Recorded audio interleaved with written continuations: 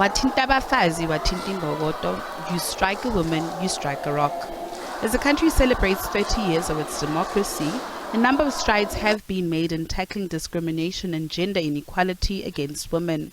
According to statistics, South Africa is the third highest country on the continent with regards to a high representation of women in parliament. And for the first time in the history of the country, there is a female at the helm of the judiciary. In the past 30 years, the representation of women in parliament has increased from 28% in 1994 to 45% in 2019. The representation of women in senior management positions in the private and government sector has actually increased from 20% in 2001 to 36% in 2021. At our universities, as of 2017, the share of female graduates was about 61.5% compared to males at about 38.5%. At both the undergraduate and postgraduate levels, women in South Africa and in our public universities have been in the majority.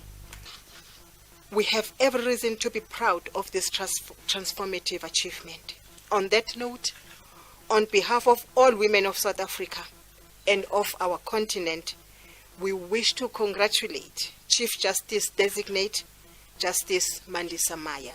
However, some believe much more still needs to be done, pointing out how women can positively influence policy making.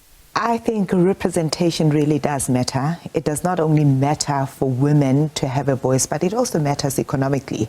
You know, the more you have women participating in all areas, and in particularly leadership positions, it can only allow the economy to grow because half of this population is women. So you get people that understand half of the population in making the decisions. There is increased productivity as well that comes with it, you know, because you pick from the best pool of people, both men and women. So let us just continue to get the level playing field for everybody in order to get the best out of everybody. Women who are active in politics have also weighed in, with some lamenting the current composition of women in the executive and the stance of various political parties. Whilst we have tried hard to plead with all other parties through the delegation that was appointed by the ANC, which we supported to lead the process of negotiations with other parties. Indeed, we had no powers, none whatsoever, to dictate to other parties that were in or that are in partnership with the ANC in the GNU to give us a 50-50 kind of an approach in terms of the representation.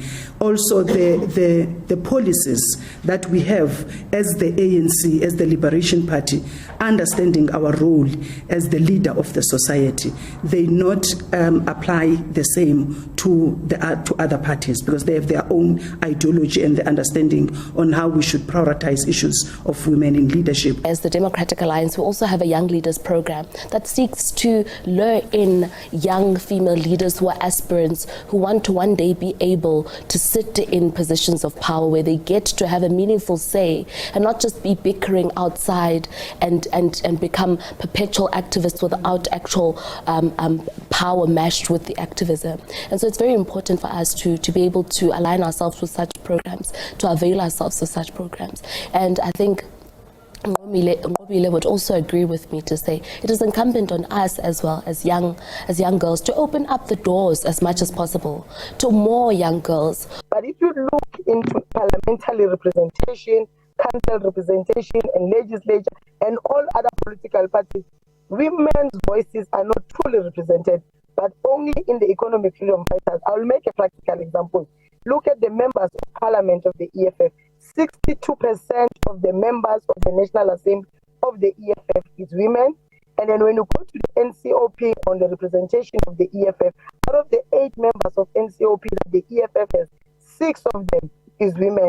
So I think you ought to give it to the EFF that we practice what we preach.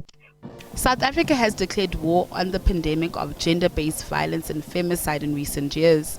Similar vigor is needed in fighting patriarchy in order to achieve the vision of an inclusive society where all can thrive regardless of gender. Natasha Piri, SABC News, Johannesburg.